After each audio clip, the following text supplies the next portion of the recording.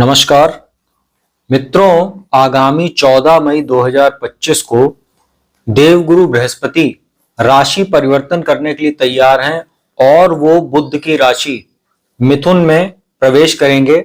अभी उनका 14 मई तक जो गोचर है वो वृषभ राशि में चल रहा है, जो शुक्र की राशि है। मित्रों, यह जो गोचर की स्थिति रहने वाली है, इसमें आपको एक विशेष जानकारी देना आवश्यक है, क्योंकि ये वीडियो का पार्ट 2 है।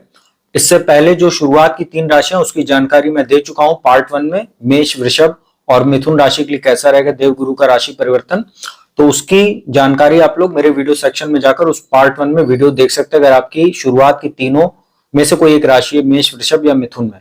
मित्रों, आज इस पार्ट 2 में आपको कर्क, सिंह और कन्या राशि पर बृहस्पति के राशि परिवर्तन का क्या प्रभाव पड़ेगा उसकी संपूर्ण जानकारी दूंगा। मित्रों, बृहस्पति का ये जो गोचर है ये 14 मई को होगा। 14 मई के लगाकर, और यह गोचर इनका जो चलने वाला है, वैसे तो ये 1 वर्ष के लिए पूरा रहेंगे मिथुन राशि में, लेकिन जैसे एक ज्योतिष में एक वक्री चाल होती है जिसको हम लोग ग्रहों का उल्टा चलना बोलते हैं, अर्थात उल्टी गति में जब वो चलते हैं, उसी तरीके एक अतिचारी स्थिति होती है। अर्थात कोई ग्रह जब किसी राशि में गोचर करते हुए, अर्थात बहुत फास्ट मूवमेंट से आगे बढ़ते हुए और अगली राशि में प्रवेश कर जाता है, उसको बोलते हैं अतिचारी होना। तो देवगुरु बृहस्पति 14 मई को तो मिथुन राशि में प्रवेश करेंगे, यहीं पर वो अतिचारी होते हुए 18 अक्टूबर 2025 को, इसी वर्ष रात्रि 11:40 पर वो अपनी उच्च राशि जो कर्क राशि होती है, चंद्रमा की राशि, उसमें वो प्रवेश कर जाएंगे और 5 दिसंबर तक उसी में रहेंगे। 5 दिसंबर को फिर उल्टा चलते हुए वो मिथुन राशि में आ जाएंगे। तो यह है बृहस्पति की स्थिति। 14 मई से 18 अक्टूबर तक मिथुन राशि में, 18 अक्टूबर से 5 दिसंबर तक उच्च राशि कर्क में, फिर 5 दिसंबर से वर्ष के अंत तक इसी राशि में मिथुन में वो गोचर करेंगे।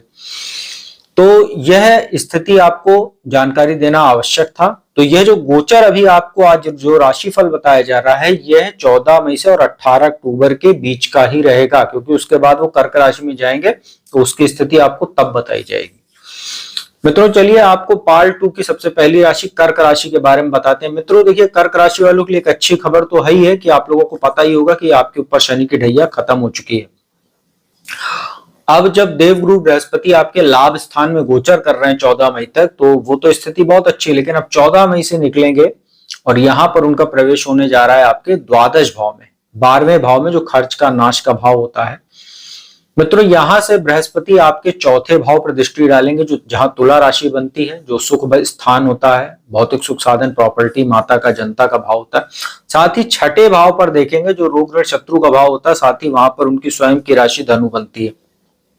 और जो इनकी 9वीं दृष्टि रहेगी वो कुंभ राशि पर रहेगी, अर्थात आपके अष्टम भाव पर रहेगी।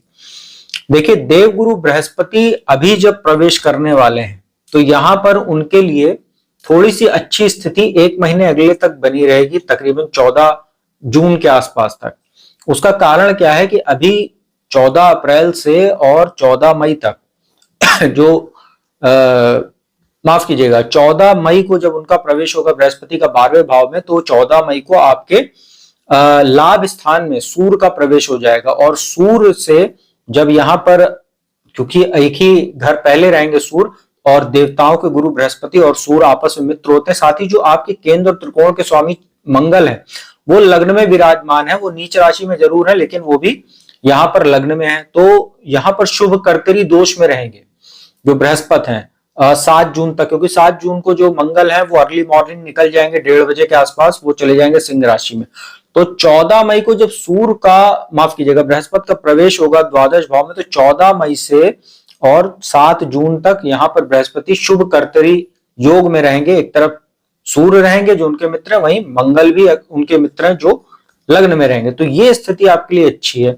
देखिए, द्वादश में बृहस्पति यहां पर जब विराजमान हो जाएंगे तो थोड़ा बहुत आपको ये ध्यान रखना है कि जितना आप लोग दान, धर्म, पुण्य कर्म करेंगे, धार्मिक कृत्यों में जितना आप शामिल होंगे, जितनी धार्मिक यात्राएं करेंगे, जितना आप लोग दर्शन या धार्मिक शास्त्रों से जितना जुड़े रहेंगे, जितना आप लोग ज्योतिष वगैरह की अगर आप रुचि है तो उसमें अगर आपका मन लगता है तो उसमें आप अपने आप को मन लगा सकते हैं, उसमें काम कर सकते हैं, सीख सकते हैं उसको। तो ऐसे लोगों के लिए यह जो बृहस्पति का गोचर है द्वादश भाव में, जो लोग धार्मिक होते हैं उनके लिए बहुत अच्छा रहेगा। जितना दान धर्म पुण्य आप करेंगे उतना आपके लिए अच्छा रहेगा। खर्च जो आपका यहाँ पर देखिए कैसे होगा कि फोर्थ हाउस पर दृष्टि है। फोर्थ हाउस क्या है? प्रॉपर्टी का, भौतिक सुख साधन का, व्हीकल का भाव होता है। अब यहाँ पर आपको थोड़ा सा ध्यान रखना है कि किस तरीके से आप करना चाहते हैं खर्चा। अगर आपको लगता है कि आप कर सकते हैं तो आप कीजिए। अननेसेसरी लोन वगैरह लेने से या बहुत ज्यादा अपने आप को डेप्ट में डालकर, कर्ज में डालकर, और आप अगर अपने भौतिक सुख साधन की प्राप्ति के लिए निवेश करते हैं तो ये आपको आगे जाके समस्या दे सकता है। खास तौर पे आपको, अगर आप 18 अक्टूबर तक रुक जाते हैं इन सब चीजों से तो आपके लिए ज्यादा बेटर रहेगा, क्योंकि 18 अक्टूबर से 5 दिसंबर तक उच्च राशि में आपके लग्न में ही बृहस्पति विराजमान हो जाएंगे। वहां से ज्यादा स्थिति आपके लिए अच्छी रहेगी, भाग्य का आपको ज्यादा बेटर सहयोग मिलेगा। और उसके बाद 5 दिसंबर को वापस आपके द्वादश में चले जाएंगे, लेकिन फिर अगले वर्ष जब उनका गोचर पूरा हो जाएगा मिथुन राशि में, तो अगले एक वर्ष लगातार आपके लग्न में, उच्च राशि में, आपकी राशि में जब विराजमान रहेंगे तो वहां से स्थिति आपके लिए ज्यादा बेटर रहेंगी। तो अभी जो स्थिति है आपको इन सब चीजों से थोड़ा ध्यान देकर चलना चाहिए। माता के स्वास्थ्य का थोड़ा ध्यान रखिएगा, उनके साथ संबंधों का।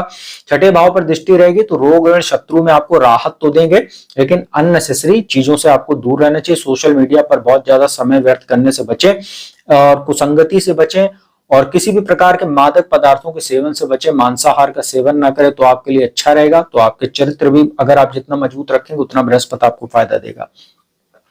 कंपटीशन आदि में आपको फायदा दे सकता है, प्रतियोगी परीक्षाओं आदि में, इसमें कोई दो राय नहीं है। विदेश जाकर पढ़ने के लिए भी कुछ अच्छे योग ये बना सकता है।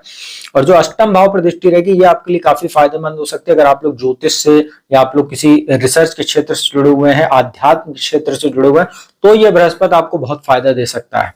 तो कर्क राशि वालों के लिए अगर ओवरऑल देखा जाए तो ये मिक्स रिजल्ट देने वाला रहेगा। बहुत ज्यादा आपका मन परिवार में या जो वैवाहिक जीवन है उससे थोड़ा सा मन आपका हटा रहेगा। व्यक्ति जब द्वादश में बृहस्पति रहते तो व्यक्ति का मन थोड़ा सा पारिवारिक जीवन, वैवाहिक जीवन से दूर होकर संन्यास या जीवन के कुछ रहस्यों को जानने की ओर, जैसे मैंने बताया धार्मिक क्षेत्रों में ज्यादा उसका मन लगता है।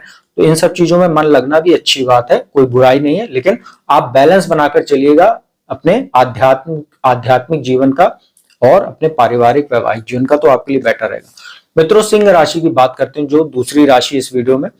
आपके लिए जो स्थिति होती है बृहस्पति की, वो आपके पंचम भाव के स्वामी बनते हैं और अष्टम भाव के स्वामी बनते हैं। पंचम भाव शिक्षा संतान का होता है, साथ ही जो अष्टम भाव होता है वो आपके लिए वहां मीन राशि बनती है, और आपके ऊपर शनि की ढैया भी चल रही है, इसका आपको ध्यान होना चाहिए।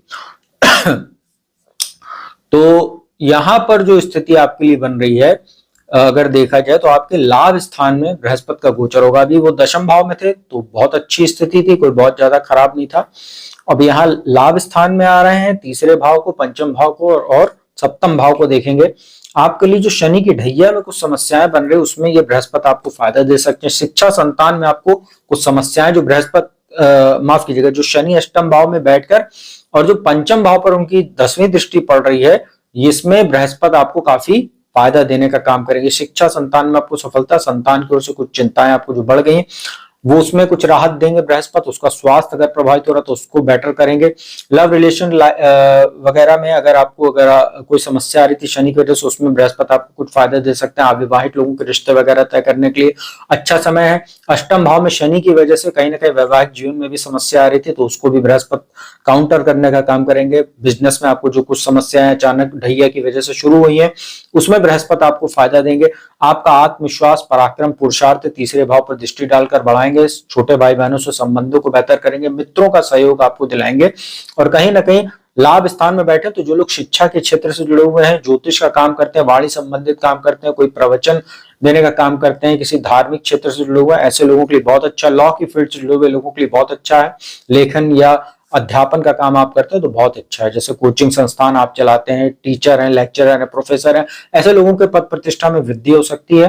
तो ओवरऑल जो बृहस्पति का गोचर आपके लिए कहा जा सकता है 18 अक्टूबर तक, आपके मान सम्मान को बढ़ाने वाला रहेगा और कहीं ना कहीं आपको नई नई उपलब्धियों को प्राप्त करने का अवसर देने का काम करेगा। तो अच्छी स्थिति आपके लिए रहेगी ढैया के होने के बावजूद।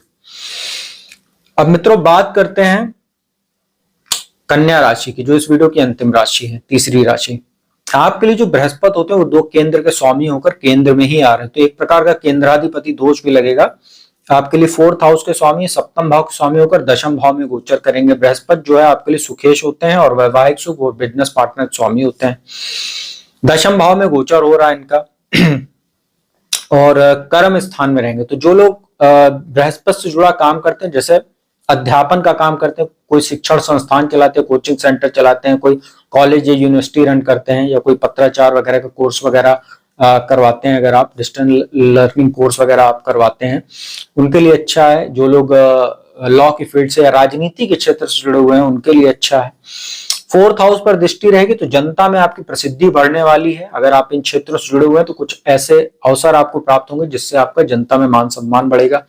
प्रॉपर्टी आदि भी आप खरीद सकते हैं, या अगर आप किसी धार्मिक कृत्य के लिए या किसी धार्मिक ट्रस्ट वगैरह को अगर आप जमीन वगैरह दान करना चाहते हैं, कोई पैतृक संपत्ति दान करना चाहते हैं अच्छे काम के लिए, आश्रम के लिए, मंदिर बनाने के लिए, तो ये बृहस्पति आपके लिए बहुत अच्छे अवसर और बहुत आपको आशीर्वाद देने का काम करेगा। और जितना दान धर्म आप करेंगे, क्योंकि बृहस्पति की दृष्टि जो है वो दूसरे भाव पर रहेगी, पैतृक संपत्ति के भाव पर, और जो संचित धन का भाव होता है, कुटुंब का भाव, तो वहां पर भी रहेगी। तो आपको अर्निंग भी होगी, साथ ही पैतृक संपत्ति पर जो दृष्टि पड़ रही 2nd हाउस पर और 4th हाउस पर जो दृष्टि है, तो जनता की भलाई के लिए अगर आप कोई पैतृक संपत्ति में से अगर कोई आप थोड़ा बहुत दान करते हैं तो आपके लिए बहुत अच्छा है। जनता में आपकी प्रसिद्धि बढ़ेगी, मान सम्मान आपका और बढ़ेगा।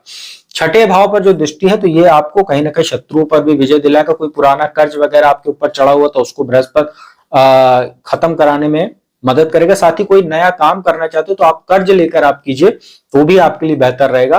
कर्ज लेकर आप काम कर सकते हैं, कोई मकान बनवाना है, कोई कार लोन लेना है, एजुकेशन लोन लेना है, पर्सनल लोन लेना है किसी काम पे, आपको इजीली मिल जाएगा। बाद में आप उसको चुका भी पाएंगे, बृहस्पति ऐसी स्थिति बनाए रखेंगे। मामा ननिहाल पक्ष से भी आपको कुछ फायदा हो सकता है, और कहीं ना कहीं प्रतियोगी परीक्षाओं आदि में भी बृहस्पति आपको अच्छा सफलता दिलाने का काम करेगा। तो जो कन्या राशि के लोग हैं इनके लिए बृहस्पति का गोचर बहुत शानदार रहने वाला है। तो ओवरऑल देखा जाए तो बृहस्पति की स्थिति 18 अक्टूबर तक कन्या राशि वालों के लिए बहुत अच्छी है।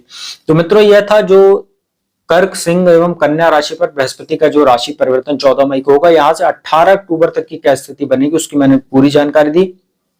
उपाय की बात कर लेते हैं।